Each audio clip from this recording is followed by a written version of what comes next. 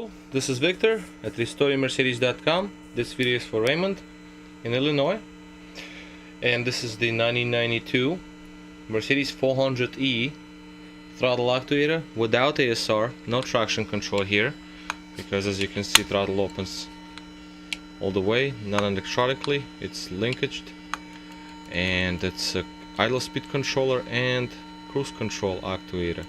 Basically that's the purpose of this throttle body. So here I basically did the whole recheck. I cleaned it inside and outside. This is the front, this is the back. You can see how this is how it looks. And I installed new wiring loom because we have this bizarre problem, so we want to eliminate all possibilities. So right now the throttle is connected to my adapters over here to one of these TLLR modules, which is this one. That's the cruise control activator. And basically I've been having it on the bench for a while. I basically can say that the coil is perfectly fine. It's been on the bench for many hours. It's just time to get another unit in its place to put in. So that's why this unit has to go get off the bench and be mailed back to a customer. The non-ASR units, the coils are something to check before anything further is repaired, because these coils, they can fail. Okay, so quick thing. Now, as for readings, this is a non-ASR unit, so we don't get much out of readings, and I don't have the rest of the computers here to activate the unit, so I can only see the potentiometer R1. That's the control potentiometer. Potentiometer R2, which says 4.42, that's the potentiometer when the throttle is working. I do know it works because I did check it with multimeter. Everything's fine there. And what I can do is I can move the plate a little bit. As you can see, I'm trying to close it, and we can see, if I may, I don't want to close it too much, because if I will, what's gonna happen is it's going to go into limp. Not really. I can move, I'm not gonna force it. When you force it, then it will go into limp. But as you can see, the reading on top holds steady even when I try to close it. Sometimes you press it a little too much, and then you can change the reading slightly, but that's not recommended. No. Yep, 4.44. See, that was the reading change, the one on top. See, it went back to 4.42 again.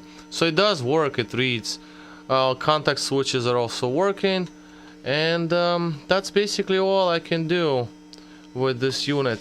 Another thing, since it's been on the bench for many hours, we can check some fault codes from the unit itself, from the control module, just to see what codes we get. And these are standard codes we get because my control module is a standalone, so it doesn't have any other computers. So we obviously have the control module itself, we have transmission communication bus, because it doesn't see other computers, it doesn't see the main engine control module, so fuel safety shut-off signal isn't visible, and fuel safety shut-off switch signal is also not visible. So these are standard set of codes for standalone units if you don't see any other signals going in it. But there are no codes related to throttle. There is no code for coil, no code for potentiometer, for any other contact switches that are inside the throttle actuator itself. So we're good in that department. I'm perfectly fine with this. I'm gonna leave codes in because no point of clearing them. They will come right back once you clear them. So that's basically going to be all for now. So the throttle, I don't have a problem with it anymore. New wires and everything. So Raymond, if you're gonna have a problem, then you might bring the car over, since you're not that far, and then I can take a look at it. But this is the best that can be done, and I can say this thing works well. I mean, the readings on the second potentiometer I checked out with multimeter, that's fine. So silicone is gonna dry over here at the entry point. That's what covers that little retainer that holds the harness in place. And I managed to save the O-ring as well, because it's kind of bizarre size. Okay, so this is going to pretty much sum this video up. This is Victor at RestoreYourMercedes.com. Thank you for watching.